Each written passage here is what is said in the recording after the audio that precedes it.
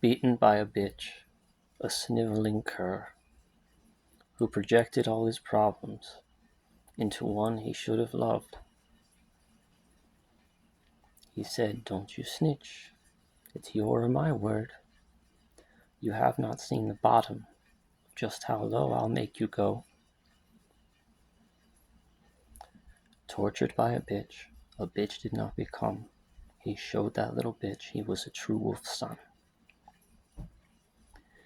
The dog bitch had many masters, whom he'd run to, where he'd hide from that cub of a wolf, who was not half his size.